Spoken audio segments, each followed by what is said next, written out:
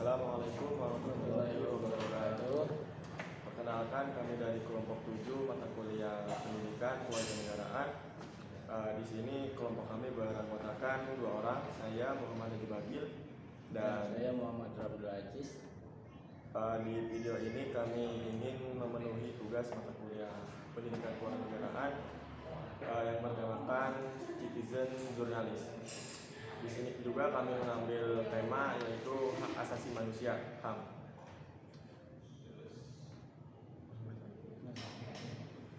Di sini kami ingin mewawancarai atau narasumber, ingin bertanya, dan saya juga ingin bertanya bagaimana sih pendapat Anda mengenai penerapan HAM yang ada di Indonesia ini.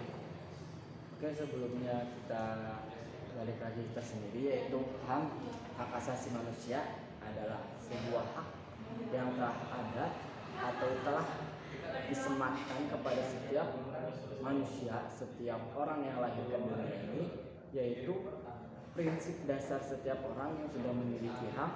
Dan pendapat saya tersendiri tentang HAM tersebut, yaitu sebuah hak yang sudah ada, yang sudah diturunkan atau sudah dianugerahkan kepada setiap orang, dan penerapannya di Indonesia yaitu seperti contoh tidak adanya lagi pembulian atau tidak adanya lagi sebuah penghinaan terhadap maupun dia seseorang yang sudah berpenjara, yang sudah memiliki tahta ataupun orang biasa. Dan ya intinya tidak ada lagi pembulian dan tidak ada lagi perbudakan.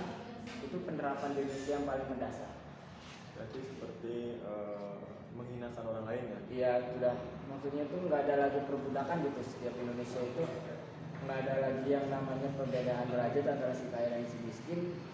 Ya. Selanjutnya pertanyaan kedua, gimana sih pendapat Anda agar penerapan HAM di Indonesia ini dapat diterapkan secara holistik, secara menyeluruh di Indonesia ini? Pendapat saya tentang penerapan HAM di Indonesia untuk universal menyeluruh, yaitu mulai dari pemerintahannya tersendiri dan mulai dari masyarakatnya tersendiri yang sadar akan hak tersebut. Contohnya pemerintah yang tidak lagi menggulingkan suatu tata dengan cara yang tidak baik, itu kan masih termasuk HAM. Yang kedua, untuk rakyat tersendiri tidak adanya lagi pelecehan atau tidak adanya lagi perbedaan gender. Contohnya kan kita sebagai laki-laki selalu menghormati perempuan, dan perempuan juga selalu menghormati yang laki, yang tidak ada lagi bentrokan di dalam penghormatan tersebut dan tidak berlebihan. Contohnya sebagai seorang murid atau sebagai seorang mahasiswa yang selalu menghargai dosen, dan dosen pun selalu menghargai mahasiswa yang istilahnya itu dia berpendidikan dan selalu mendidik secara yang baik dan yang benar. Mendidik dan mana yang bisa membedakan buruk seperti itu. Selanjutnya pertanyaan ketiga, apakah menurut Anda HAM itu penting bagi setiap orang? Dan apabila HAM itu penting, mengapa sih bisa sepenting itu? Menurut saya, pendapat pribadi, HAM itu penting dalam setiap jati diri seseorang, karena HAM itu sudah ada, maksudnya itu udah tertanam di dalam diri seseorang.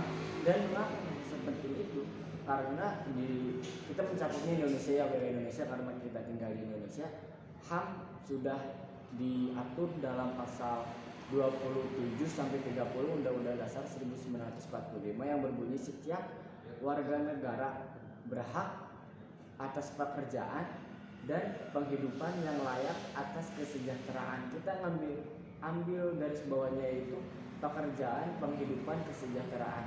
Pekerjaan, setiap warga negara Indonesia berhak memiliki pekerjaan sesuai dengan jati diri mereka, sesuai dengan apa yang mereka punya.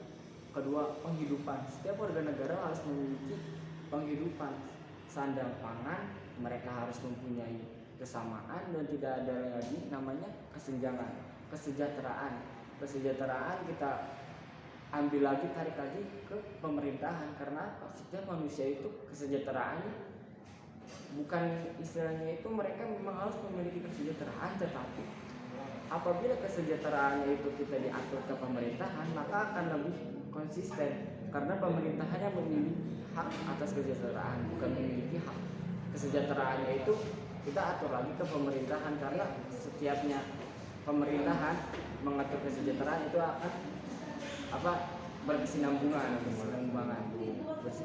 dan kesejahteraannya itu akan terus menerus gitu. Contohnya kesejahteraan kita ngambil garis besarnya itu keperluan sosial, keperluan kehidupan. Contohnya PNS kan, PNS kesejahteraannya itu gajinya sekian UMR-nya. Tetapi apabila PNS telah pensiun kan mereka yang mendapatkan gaji yang terus menerus sampai mereka meninggal. Sampai meninggalkan gaji pokok PNS apabila telah selesai masa kerjanya. Nah, itu kan berkesinambungan kesejahteraannya berkesinambungan terus menerus, dan ke bawahnya juga kan seperti itu. Berarti bisa dibilang itu memang sudah dimiliki manusia sejak lahir ya? Iya, sudah memiliki manusia sejak lahir dan akan terus menerus sampai mereka meninggal.